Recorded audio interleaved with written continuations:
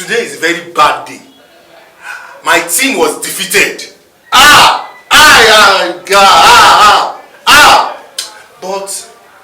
I will have to go home and eat. I have 2 wives. That means I will eat 2 food.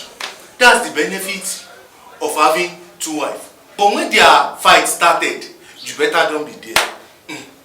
Ajika! Yes, dear. Sheji balabala. My dear. I'm tired. Sheji balabalada. Yes, baby. My honey. Báwo ni? I'm tired. My dear. Báwo ni? What am I seeing? What is it? Oh.